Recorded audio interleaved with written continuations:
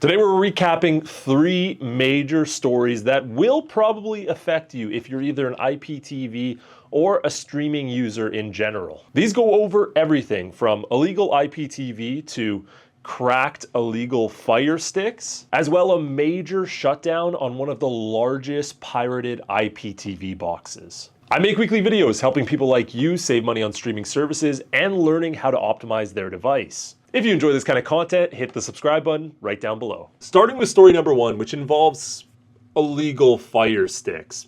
So there was an arrest of a 42-year-old man who was selling what Fact, which if you don't know what they are one of those big copyright protection groups, like to call illicit Firesticks. Now, for whatever reason, these companies have decided to refer to Firesticks as if they were Voldemort in a Harry Potter movie. They want you to think saying Firestick is like landing on jail in Monopoly. But in fact, if you watch this channel, you know there's nothing illegal about Firesticks. So here's a big flex in this article talking about the UK. There's no country in the world where more pirated box or IPTV sellers have been prosecuted.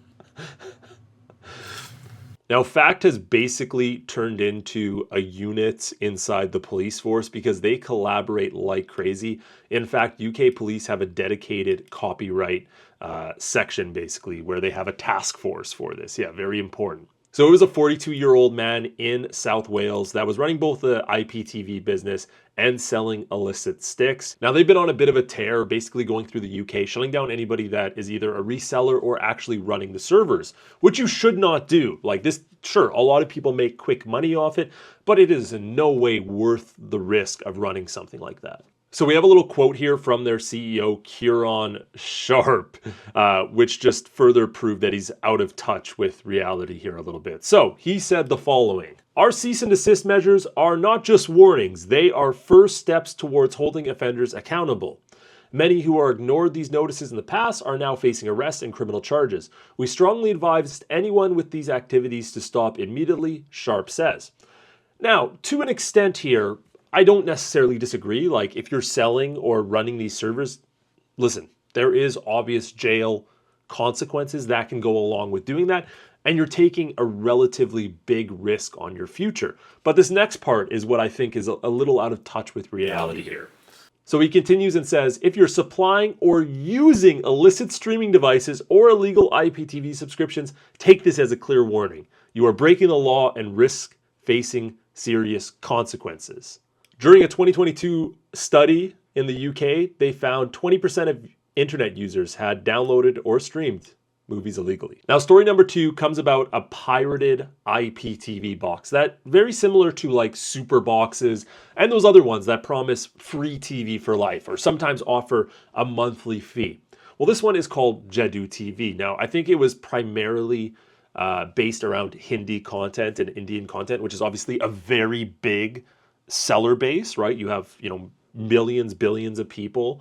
And they finally faced their day. And yes, it has ended in a $24.9 million judgment in favor of the plaintiffs. In addition to the imminent shutdown of the IPTV service, domain names, trademarks, and all customer lists will be handed over to Dish. So as of now, their website is still up, but since this is a pretty new judgment, this is going to be shut down really quick. So if you were a user and you used your personal information and you used your credit cards, all of that personal information, probably not your credit card number, but your actual address or name or email is all going to be handed over directly to Ace. Yeah, they're going to have all that information. And I always see people in my comments, "Oh, you promote a VPN, why do you do that?"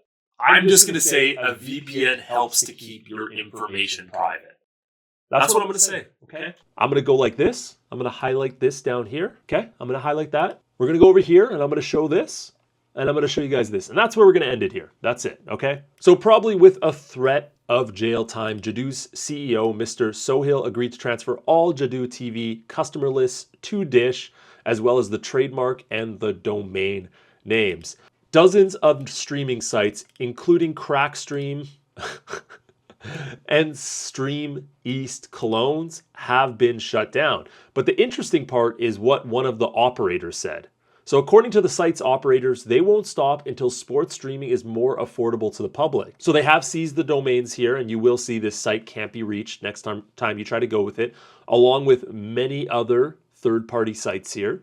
And they've already found more, and like usual, these will probably be sent straight to internet service providers or to the court of laws to get these blocked as soon as possible. We have just passed 180,000 subscribers, and I never thought I would get here, so big thank you to all of you. I can't wait to hit 200,000 early in 2025, and I'll see you guys later. Bye, guys.